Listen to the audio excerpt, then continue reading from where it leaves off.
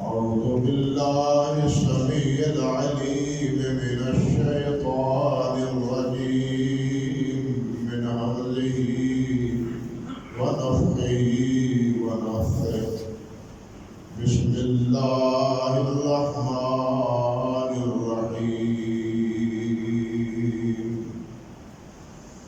فمن أظلم ممن كذب على الله وكذب بالصدق إذ جاءه أليس في جهنم مثوى للكافرين والذي جاء بالصدق وصدق به أولئك هم المتقون لهم ما يشاءون عند ربهم ذلك جزاء المحسنين ليكفر الله عنهم أسوأ الذي عملوا ويجزيهم أجرهم بأحسن الذي كانوا يعملون سبحان ربك رب العزة عما يصفون وسلام على المرسلين والحمد لله رب العالمين.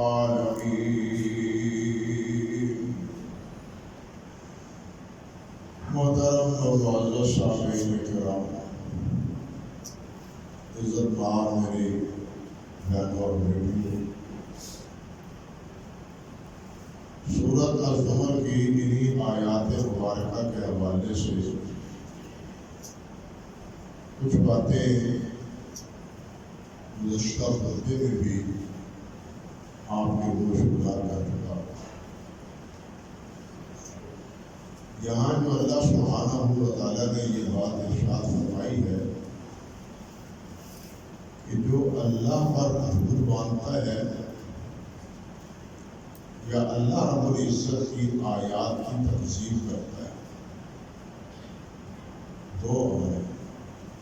اللہ پر جھوٹ باندھنا جبکہ وہ بات اللہ نے نہ فرمائی،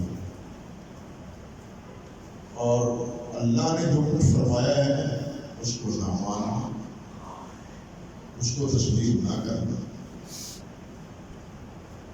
اس کا انجام اللہ نے یہ بیان فرمایا ہے کہ ان کا انجام، ان کا ٹھکانہ جہنم ہے. آپ سن چکے ہیں کہ بالکل یہی بات اللہ سبحانہ و تعالیٰ نے سورۃ الانعام میں بھی فرمائی ہے اور سورۃ العنکبوت میں بھی فرمائی ہے. دونوں صورتوں میں یہ بات اللہ رب العزت سے گویا قرآن مجید میں 3 مقام پر یہ بات ہے. اور انہی آیات کی روشنی میں علماء کرام نے یہ بات فرمائی ہے کہ کسی کے کفر یا کسی کے کافر ہونے کا یا کفر اختیار کرنے کا 2 ہی ذریعے ہیں، 2 ہی سبب ہیں. ایک اللہ رب العزت پر جھوٹ باندھنا، اور دوسرا اللہ جلال والاکرام کی آیات کا انکار کرنا. اللہ پر جھوٹ باندھنے کے بارے میں اسی سورۃ زمر میں آیت نمبر 60 میں اللہ رب العزت نے فرمایا ہے وَيَوْمَ الْقِيَامَةِ تَرَى الَّذِينَ كَذَبُوا عَلَى اللَّهِ وُجُوهُهُمْ مُسْوَدَّةٌ، کہ وہ لوگ جو اللہ رب العزت پر جھوٹ بولتے ہیں، جھوٹ باندھتے ہیں، قیامت کے دن ان کے چہرے سیاہ. اللہ. اور وہاں بھی آخر میں کیا ہے؟ أَلَيْسَ فِي جَهَنَّمَ مَثْوًى لِلْمُتَكَبِّرِينَ، کیا ان لوگوں کا ٹھکانہ جہنم نہیں ہے جو اللہ پر جھوٹ بولتے ہیں؟ یعنی اللہ پر جھوٹ بولنا یہ جہنم جانے کا سبب ہے. اللہ رب العزت کی آیات کا انکار کرنا یہ جہنم جانے کا سبب ہے. اور جہنم جانے کا سبب نہیں بلکہ غور کرنا چاہیے. یہاں لفظ اللہ نے تمام مقامات پر مثوى للکافرین کہا ہے. یا مسول للظالمین کہا ہے کہ ان کافروں کا ٹھکانہ یہ ہے، یعنی یہ ہمیشہ رہنے والے ہیں۔ کافر اور مشرک ہی جہنم میں ہمیشہ رہیں گے۔ ایمان لانے والا اگرچہ کمزور تر ایمان کیوں نہ ہو، وہ بالآخر جہنم سے نکال کے اللہ سبحانہ و تعالیٰ اپنے جنت عطا فرمائے۔ اللہ رب العزت نے جا بجا فرمایا ہے کہ جہنم میں نے کافروں کے لیے تیار کی، وَعِدَّتْ لِلْكَافِرِينَ، یہ جہنم میں نے کافروں کے لیے تیار کی ہے، ایمان والوں کے لیے، مومنوں کے لیے یہ جہنم نہیں ہے۔ مومن اگر جہنم میں جاتا ہے تو اپنی سیاہ کاریوں کی وجہ سے، اگر معافی مانگ لیتا ہے اللہ معاف فرما دیتا ہے، اور اگر معافی نہیں مانگتا تو اپنی سیاہ کاریوں کی وجہ سے، اپنی نافرمانیوں غلطیوں کی وجہ سے وہ جہنم میں جائے گا، اور پھر وہ پاک صاف ہو کے جہنم سے جنت میں چلا جائے گا۔ اللہ اکبر کبیرہ۔ یہاں یہ بات قابل غور ہے کہ اللہ رب العزت نے دو باتیں ارشاد فرمائی، اللہ پر جھوٹ باندھنا اور اللہ کی آیات کا انکار کرنا۔ اللہ اکبر کبیرہ۔ جس طرح اللہ رب العزت پر جھوٹ بولنا ہے، بالکل اسی طرح پر نبی کریم حضرت محمد رسول اللہ صلی اللہ علیہ وسلم کی طرف جھوٹی بات منسوب کرنا کہ اللہ کے رسول نے یہ فرمایا، رسول اللہ صلی اللہ علیہ وسلم کا یہ فرمان، آپ کا یہ حکم ہے یا آپ کا یہ عمل ہے، اس کے بارے میں بھی بڑا خطرناک انجام نبی علیہ السلام نے بتایا۔ صحیح بخاری میں بلکہ تمام احادیث کی کتابوں میں یہ روایت متواتر درجے کی ہے کہ رسول اللہ صلی اللہ علیہ وسلم نے ارشاد فرمایا کہ من کذب علی متعمدا فلیتبوأ مقعدہ من النار، جو قصداً اور ارادہ کا بھول کے نہیں، غلطی سے نہیں، عمداً قصداً اللہ کے رسول پر فرمایا میرے اوپر جھوٹ بولتا ہے، وہ اپنا ٹھکانہ جہنم میں بنا ہے، وہ جہنم میں اپنا ٹھکانہ بناتا ہے۔ اللہ اکبر کبیرہ۔ ایک حدیث میں ہے، حضرت بريدہ فرماتے ہیں رضی اللہ تعالیٰ عنہ کہ بلغ ان رجلا قال لقومه ان النبي صلی اللہ علیہ وسلم امرني ان آكل فيه،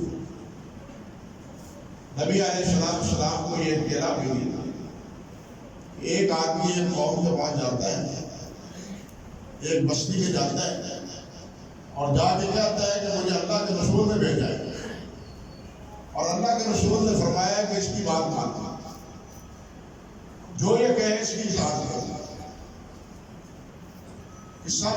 مختصر اس بات کی خبر اللہ کے رسول صلی اللہ علیہ وسلم کو پہنچی، حالانکہ اللہ کے رسول صلی اللہ علیہ وسلم نے اس آدمی کو نہیں بھیجا تھا، آپ نے اس کو نہیں بھیجا تھا۔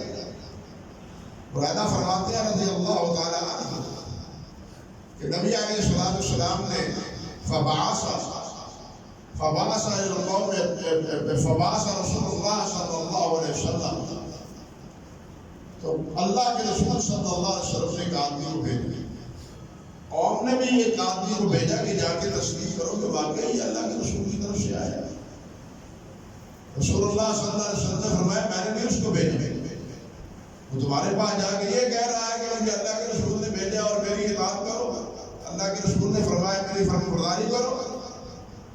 رسول اللہ صلی اللہ علیہ وسلم نے فرمایا کذب علی عدو اللہ، میرے اوپر اس اللہ کے دشمنوں نے جھوٹ بولا، اور فرمایا ثم ارسل رجلا فقال ان وجدته حيا فاقتله، جاؤ اگر اس کو دیکھ لو وہ زندہ ہے اس کو قتل کر دو، قدر کر دو۔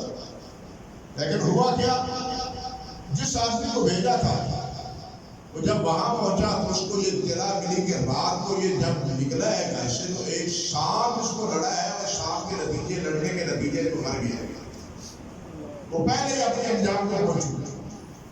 یعنی آپ اندازہ کریں نبی علیہ السلام نے اس کے قتل کا حکم دیا، اور بعض علماء نے تو یہ کہا ہے کہ نبی علیہ السلام کا جھوٹ بولنا یہ بھی کفر میں شامل ہے، اگرچہ راجح اور یہ کبیرہ گناہ ہے، کفر ہے، لیکن ایک بات وہ ہے جو اللہ کے رسول نے اسی تناظر میں بات فرمائی۔ آپ نے ارشاد فرمایا ان کاذبا علیہ لیس ککاذب علی احدکم، کہ میرے اوپر جو آدمی جھوٹ بولتا ہے یا میرے اوپر جھوٹ بولنا، کہ اللہ کے رسول نے یہ بات فرمائی ہے، یہ بات ایسے نہیں ہے جیسے تم ایک دوسرے کے بارے میں یہ بات کہہ دیتے ہو، فلاں نے یہ بات کہی، فلاں نے یہ بات کہی۔ وہ جھوٹی بات ہو، اس کا انجام وہ نہیں ہے جو میرے اوپر جھوٹ بولنے کا انجام ہے، اس پر جھوٹ بولنا ہی گناہ ہے، لیکن میرے اوپر جھوٹ بولنا اس کا نتیجہ جہنم ہے۔ اور یہ کیوں ہے؟ اس لیے کہ وہ جب وہ یہ کہتا ہے کہ اللہ کے رسول نے یہ بات فرمائی ہے، تو گویا وہ یہ کہتا ہے کہ اللہ نے یہ حکم دیا ہے، کیونکہ کہ اللہ کے رسول جو فرماتے ہیں وہ اللہ کے حکم سے فرماتے ہیں، میں اسی کی تابعداری کرتا ہوں جو بات میری طرف وحی کی جاتی ہے۔ اب جو بات میری طرف منسوخ کر کے کہتا ہے، اس کا مطلب یہ ہے کہ یہ بات حقیقتاً اللہ کے رسول کی طرف سے ہی نہیں بلکہ حقیقتاً کس کی طرف سے آئی ہے؟ اللہ قدرات کی طرف سے آئی ہے۔ اللہ نے اپنے رسول صلی اللہ علیہ وسلم کو یہ حکم دیا ہے، اور اللہ کے رسول نے یہ حکم آگے امتی کو سمجھایا ہے اور بتلایا ہے۔ اس لیے فرمایا میرے اوپر جھوٹ بولنا یہ عام آدمی کا جھوٹ بولنے جیسا نہیں ہے، بلکہ اس کا انجام خطرناک ہے، جہنم میں اپنے آپ کو گرانے کے مترادف ہے، اور میرے اوپر ہی جھوٹ بولنا نہیں بلکہ اللہ کو جناب پر جھوٹ بولنے کے مترادف ہے۔ اللہ اکبر کبیر۔ اب آپ غور فرمائیں کہ وہ چیزیں جو دین میں داخل کر دی گئی ہے، جو دین نہیں ہے، ان کو دین بتایا گیا ہے۔ اب جو آدمی دین سمجھ کے وہ چیز اختیار کرتا ہے، اس کا انجام کیا ہے؟ وہ اپنے انداز میں اپنے فکر کے مطابق وہ دین سمجھ کے کر رہا ہے، حالانکہ وہ کام اللہ کے رسول صلی اللہ علیہ وسلم نے نہ کیا ہے نہ فرمایا ہے، نہ فرمایا ہے نہ کیا ہے، لیکن وہ کہتا ہے کہ یہ بھی ٹھیک ہے، جبکہ اللہ کے رسول صلی اللہ علیہ وسلم نے یہ بات فرما دی ہے کہ ہر وہ چیز جو جنت جانے کا سبب ہے، اللہ کی رضا کا سبب ہے، وہ میں تمہیں بتلا کے گیا ہوں، اور ہر وہ چیز جو جہنم میں جانے کا سبب ہے، میں اس سے بھی خبردار کر کے گیا ہوں۔ کوئی چیز میں نے مبہم نہیں چھوڑی، کوئی چیز چھپا کے میں نے نہیں رکھی۔ جب آپ نے یہ بات ارشاد فرما دی تو اب جو آدمی کسی اور عمل کو نیکی سمجھ کے اختیار کرتا ہے، اس کا انجام کیا ہے؟ ہم اس سے بے خبر کیا، اس سے بے خوف۔ حیرت ہوتی ہے کہ دین کے نام پر، مجاہدے کے نام پر، تزکیے کے نام پر، طہارت کے نام پر نمازوں کو ایسی نمازوں کو ایجاد کیا گیا جن کا دین کے ساتھ کوئی تعلق نہیں، اور ان کا نام نواز رکھا۔ مثال کے طور پر ایک صلاۃ معکوس ہے، صلاۃ معکوس۔ اب صلاۃ معکوس کیا ہے؟ الٹے لٹ کے نماز پڑھنا، انا للہ و انا الیہ راجعون، پڑھنے والوں نے پڑھا ہے۔ آپ کے برِ صغیر کے صوفیوں نے اس پہ عمل کیا ہے، میں نام نہیں لینا چاہتا ہوں گا، انہوں نے اس پر عمل کیا ہے۔ کنویں میں کے اندر رسی کان کو باندھ کے اوپر درخت کے باندھ دی گئی اور یہ لٹک گیا، اور یہ عبادت کر رہا ہے، یہ نماز پڑھ رہا ہے۔ اللہ کے رسول علیہ السلام نے فرمایا کہ امرت ان اسجد علی سبعۃ اعظم، کہ نماز میں مجھے حکم دیا گیا ہے کہ 7 ہڈیوں پر سجدہ کرے، 7 ہڈیوں پر سجدہ کرے، 2 ہاتھ 2 پاؤں 2 گھٹنے کتنے ہو گئے 6 اور یہ پیشانی اور ناک ایک ہی ہے یہ چہرہ انسان پر ہڈیوں پر سجدہ کرتا ہے. اب جس سجدے میں یہ چیزیں پانچوں لگتی نہیں اس کا نام نماز رکھنا یہ کہاں کی ہمارا مرجانہ اور کہاں کا دین ہے؟ بات سمجھے یا نہیں؟ اس کو نماز کہنا یہ کہاں کا دین ہے؟ یہ تو بلکہ کوئی اردو بھی نماز کا جو ہے وہ زمین پر نہیں لگ رہا لیکن نام جو ہے جو نماز پر اِنَّا لِلَّهِ وَإِنَّا إِلَيْهِ رَاجِعُونَ. اسی طرح کی اور نمازیں بھی ہیں حالانکہ ان کا کوئی وجود دین میں نہیں. اس طرح بہت سی باتیں ہیں جن کا دین کے ساتھ کوئی علاقہ کوئی تعلق نہیں ہے لیکن آج ہم نے ان کو دین کا ایسا ایک حصہ بنا لیا ہے کہ جو آدمی وہ اختیار نہیں کرتا اس کے بارے میں فتویٰ زنی شروع کر دیتے ہیں.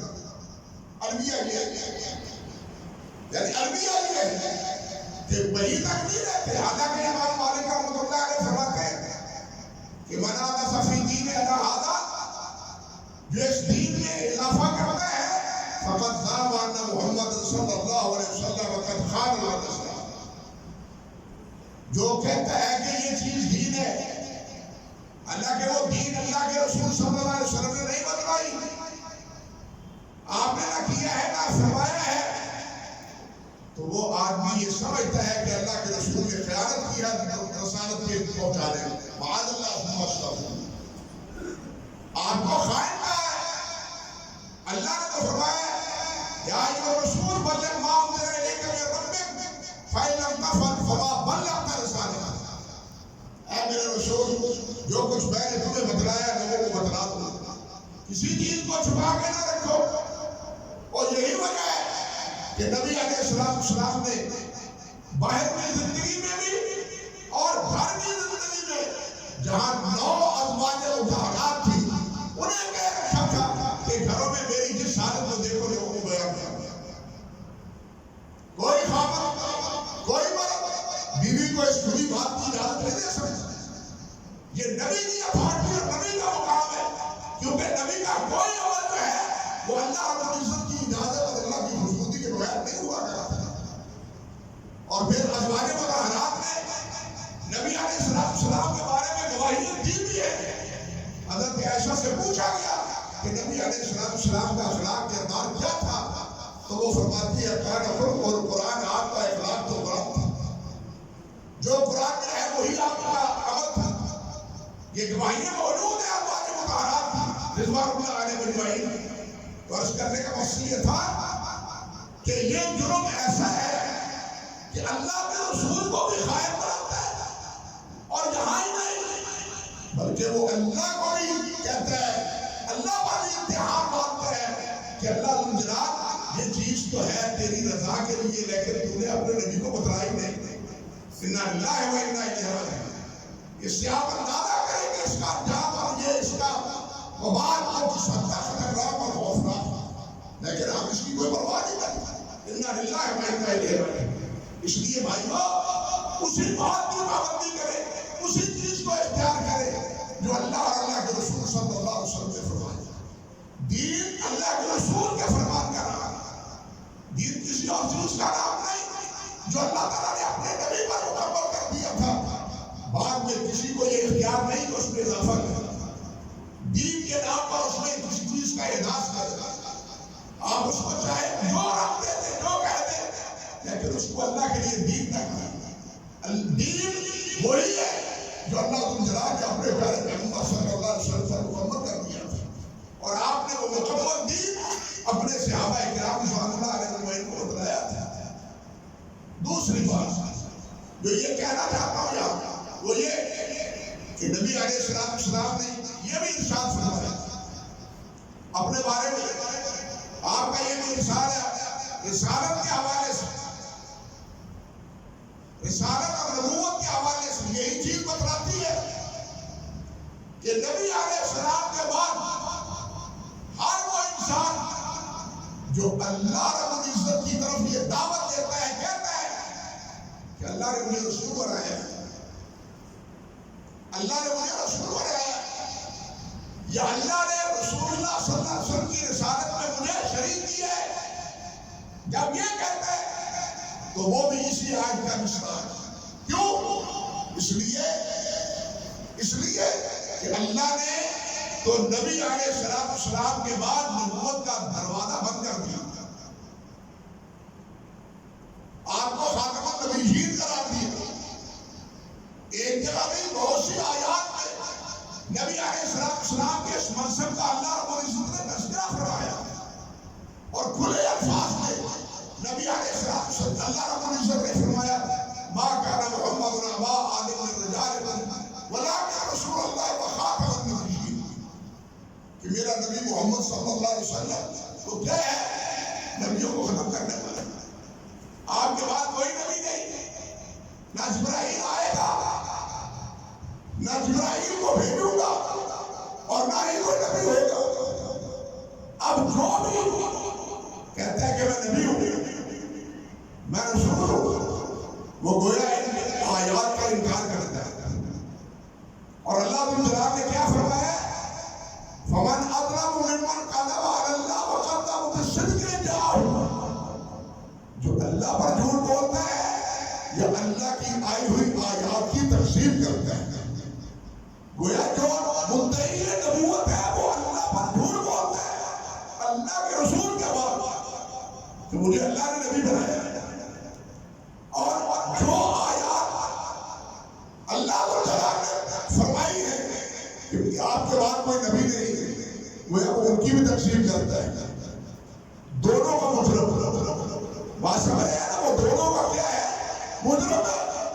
اسی لیے تمام امتیوں کا تمام صحابہ سے لے کے اب تک اس بات پر اتفاق ہے کہ رسول اللہ صلی اللہ علیہ وسلم کے بعد جو نبوت کا دعویٰ کرتا ہے وہ جھوٹا ہے اور کافر ہے، کیونکہ وہ اس تینوں آیات کا مصداق ہے. وہ اللہ پر بھی جھوٹ بولتا ہے اور اللہ کے احکام، اللہ کی آیتوں کا بھی وہ انکار کرتا ہے.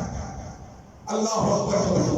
رسول اللہ صلی اللہ علیہ وسلم نے ارشاد فرمایا ان الرسالۃ والنبوۃ قد انقطعت فلا رسول بعدی ولا نبی. فرمایا رسالت اور نبوت یہ منقطع ہو چکی، میرے بعد نہ کوئی نبی ہے نہ میرے بعد کوئی رسول ہے. رسول اللہ صلی اللہ علیہ وسلم نے فرمایا انا والساعۃ انا والساعۃ میں اور قیامت یوں. عموماً ہم اس کا جو مفہوم سمجھتے ہیں وہ سمجھتے یہ ہے کہ ہم یہ اتنا سا وقت رہ گیا ہے آپ کے بعد قیامت ہے. نہیں، علامہ قرطبی کہتے ہیں نہیں، اس کا مفہوم یہ ہے کہ آنا والساعۃ ہے. جس طرح ان دو انگلیوں کے درمیان کوئی انگلی نہیں ہے، اسی طرح میرے اور قیامت کے مابین کوئی نبی نہیں. جس طرح دو انگلیوں کے مابین کوئی اور انگلی نہیں ہے، اسی طرح دو قیامت اور میرے درمیان کوئی اور نبی نہیں ہے. انا والساعۃ ہے ساتھ. اور اسی لیے علماء نے نبی علیہ السلام کی آمد کو اشراط شاہ میں سب سے پہلی نشانی قرار دی.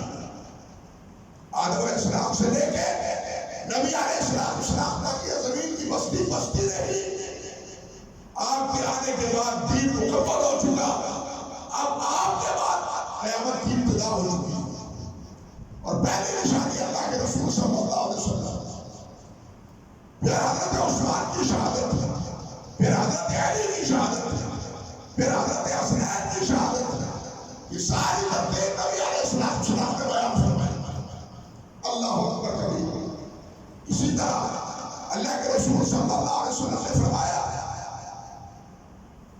انا آخر الانبیاء ومسجدی آخر المساجد. اور قال النبی صلی اللہ علیہ وسلم میں آخری نبی ہوں اور میری مسجد آخری مسجد ہے. آخری مسجد سے کیا مطلب؟ آپ کے بعد کو مسجد نہیں بنے. مسئلہ سمجھے؟ آخری مسجد کا مطلب یہ ہے کہ نبی کی بنی ہوئی مسجد اب یہ آخری نبی مسجد. نبی علیہ السلام نے فرمایا لا تشد الرحال الا الى ثلاثه مساجد. تین مسجدوں کے علاوہ سفر کر کے نہ جاؤ. بیت اللہ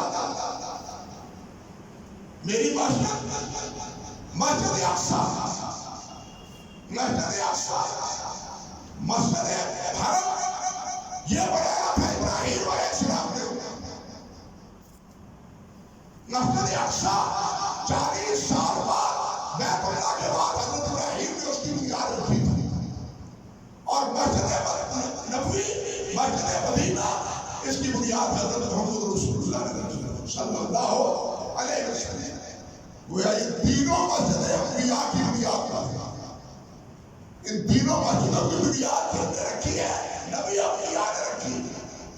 اب اس مسجد کے بعد فرمایا اور کوئی مسجد نہیں، وہاں 1,00,000 نماز کا ثواب، یہاں مدینہ طیبہ میں 1,000 نماز کا ثواب، اور مسجد اقصیٰ میں 500 نماز کا ثواب.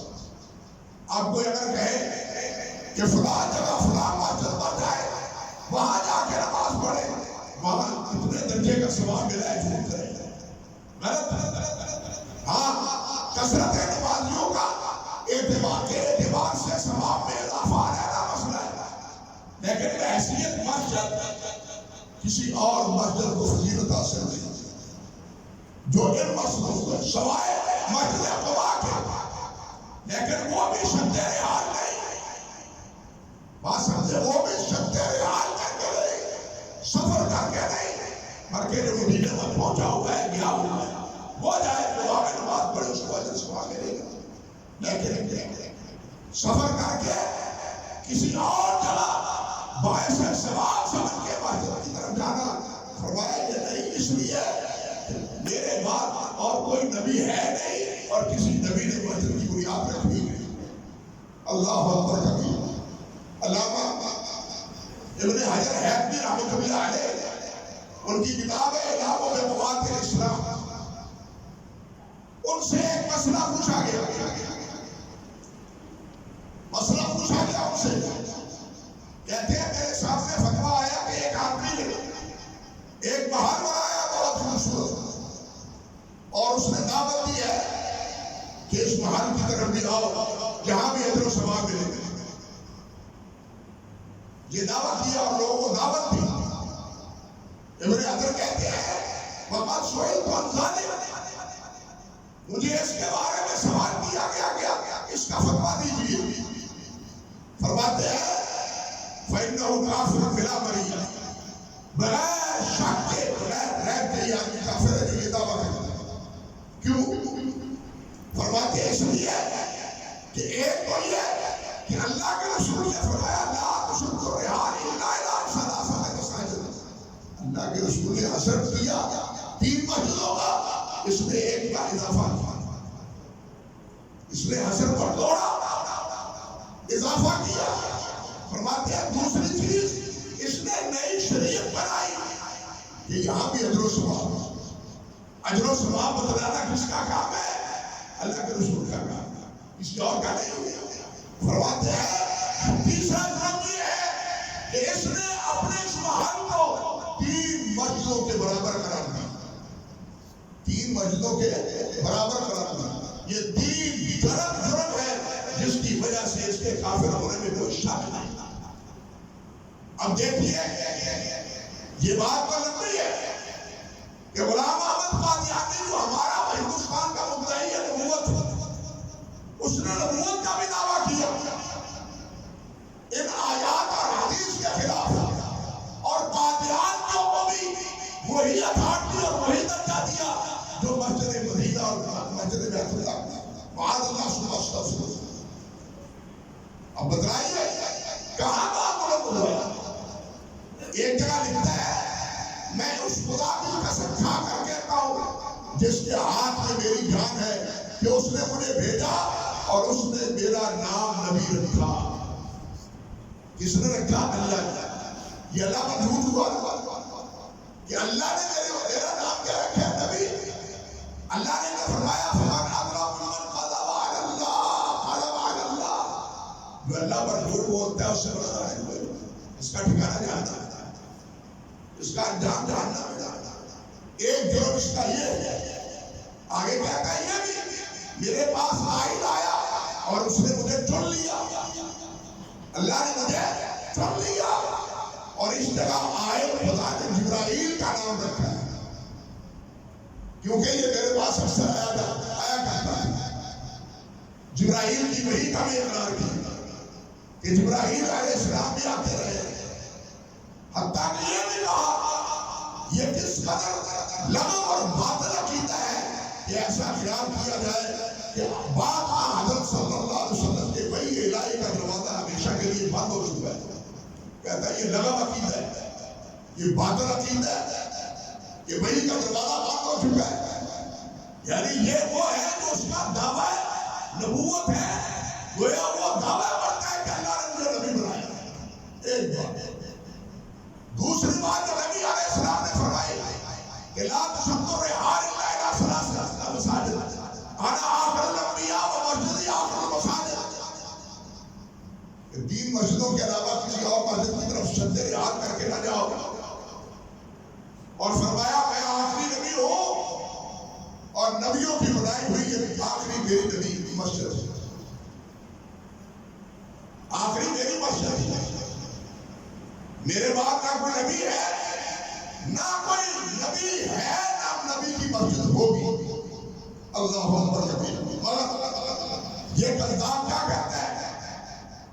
ذرا یہ بھی سنیے، کہتا ہے اللہ اکبر کبیرہ، جو اس گھر میں جائے کہتا ہے یہ ہے کہ قادیان کا نام قرآن میں ہے۔ اللہ اکبر کبیرہ۔ میرے سامنے ان کا کہتا ہے میرے سامنے ایک ساتھی پڑھ رہا تھا قرآن مجید، اور وہ قرآن مجید میں پڑھتا ہوا کہتا ہے اِنَّا أَنزَلْنَا قَرِيبًا مِنَ الْقَادِيَانِ، کہ ہم نے قرآن کو قادیان کے قریب نازل کی۔ کہتا ہے قرآن کا نام، قادیان کا نام قرآن میں موجود ہے، آیت بھی اپنی طرف سے، فیصلہ بھی اپنا، جھوٹ اللہ رب العزت پر۔ پتہ نہیں ان کو ماننے والوں کی عقلیں کہاں گیا؟ جب انسان اندھا ہو جاتا ہے عقیدت میں تو پھر حقائق وہ بیر پر ختم ہوتے رہ جاتے ہیں، لیا بیٹ ہو جاتے ہیں۔ عقیدت کا بھوت اس وقت انسان کے عقل و دماغ پر سوار ہو جاتا ہے۔ وہ یہ بھی کہتا ہے مسجد اقصیٰ سے مراد مسیح موعود کی مسجد ہے، اور وہ ہے جو قادیان میں ہے۔ اعوذ باللہ من الشیطان الرجیم۔ بیت المقدس مسجد اقصیٰ اس کو کیا کہتا ہے؟ وہ مسجد جو قادیان میں ہے، جو بیت المقدس کا کی مسجد کا مقام ہے، وہی قادیان میں ہماری بنائی ہوئی مسجد کا مقام ہے۔ اِنَّا لِلَّهِ وَإِنَّا إِلَيْهِ رَاجِعُونَ۔ زمین قادیہ بلکہ کہتا ہے زمین قادیہ اس اب محترم ہے، ہجوم خلق سے عرض حرم ہے، ہجوم خلق سے عرض حرم ہے۔ اللہ اکبر۔ لوگ معمولی اور نقلی حج کے طور پر، نفلی طور پر، لوگ معمول اور نفلی حج کے طور پر کہاں جاتے ہیں؟ مکہ مکرمہ میں حج کرنا جاتے ہیں، مگر اس جگہ نفلی حج سے ثواب زیادہ ہے۔ قادیان میں حاضری نفلی حج سے بھی زیادہ ہے۔ اِنَّا لِلَّهِ وَإِنَّا إِلَيْهِ رَاجِعُونَ۔ یہ آئینہ کمالات کی اب اندازہ کیجیے کہ نہ صرف نبی ہونے کا دعویٰ، نہ یہ کہ قرآن مجید میں قادیان کا ذکر، بلکہ یہ کہ نفلی حج سے بہتر ہے قادیان کی حاضری۔ بتلائیے یہ سارے جھوٹ اللہ رب العزت پر نہیں ہے، یہ ساری باتیں اللہ پر حمل کے مترادف نہیں ہیں۔ اور اس سے بھی آگے ضرور یہ ہے کہ اس نے حد سے اتنا تجاوز کیا۔ حسین کا خطاب تھا، اس نے نبوت کا دعویٰ کیا، نبی علیہ السلام کو خط لکھا، اور خط میں نبی علیہ السلام کو لکھتا ہے کہ میں محمد رسول اللہ الہ، میں محمد، میں حسین کا رسول اللہ الہ محمد رسول اللہ۔ یہ مسلمہ رسول اللہ کی طرف سے ہے اور کس کی طرف ہے؟ محمد رسول اللہ کی طرف ہے. کہتا ہے کہ اللہ تعالیٰ نے مجھے آپ کی رسالت اور نبوت میں شریک بنایا ہے. آپ مدینہ طیبہ اس کے مضافات کے نبی ہیں اور اس علاقے کا نبی اللہ نے مجھے مقرر کیا. یہ بات اس نے کہی. اس نے یہ نہیں کہا، یہ احتیاط نہیں رکھا، یہ جسارت نہیں کی کہ میرا وہی مقام ہے جو آپ کا ہے، بلکہ آپ سے بڑھ کر ہے. مگر اس کذاب کو یہ جسارت بھی نصیب ہوئی. معاذ اللہ ثم استغفر اللہ. وہ کہتا ہے کہ محمد دیکھ لے ہو، محمد دیکھ لے ہو احمد، غلام احمد کو دیکھے گا یہ آمین. محمد دیکھ لے ہو احمد، غلام احمد کو دیکھو قادیہ میں. محمد پھر ادھر آئے ہیں اور پہلے سے ہے بڑھ کے اپنی شان میں، پہلے سے ہے بڑھ کے اپنی شان میں. یعنی نبی علیہ السلام کے درجے سے بھی زیادہ بڑھ کے اللہ ذو الجلال نے اس غلام احمد کو درجہ دیا. انا للہ و انا الیہ راجعون. یعنی نبوت کا دعویٰ ہی نہیں بلکہ اس سے بھی آگے آپ سے بدتر اپنے آپ کو ثابت کرنے کی کوشش کرتا ہے. یہ بھی اور اس کو ماننے والے اللہ ذو الجلال نے فرمایا وَإِذَا أَخَذَ اللَّهُ مِيثَاقَ النَّبِيِّينَ لَمَا آتَيْتُكُم مِّن كِتَابٍ وَحِكْمَةٍ ثُمَّ جَاءَكُمْ رَسُولٌ مُصَدِّقٌ لِّمَا مَعَكُمْ لَتُؤْمِنُنَّ بِهِ وَلَتَنصُرُنَّهُ. اللہ نے فرمایا کہ میں نے نبیوں سے عہد لیا کہ تمہارے دور میں اگر میرا نبی محمد آ جائے صلی اللہ علیہ وسلم تو تم نے کس کا ساتھ دینا ہے؟ محمد صلی اللہ علیہ وسلم. لَتُؤْمِنُنَّ بِهِ وَلَتَنصُرُنَّهُ. اب تمہاری نبوت ختم، تمہارا پیغام ختم. اب نبوت محمد صلی اللہ علیہ وسلم کی، اب پیغام محمد رسول اللہ کا صلی اللہ علیہ وسلم. لَتُؤْمِنُنَّ بِهِ وَلَتَنصُرُنَّهُ. مگر آپ حیران ہو گئے کہ یہ ظالم کہتا ہے کہ اس آیت کا مستحق میں ہوں، مجھ سے انبیاء کا وعدہ سے وعدہ لیا گیا ہے، میرے بارے میں انبیاء سے وعدہ لیا گیا ہے.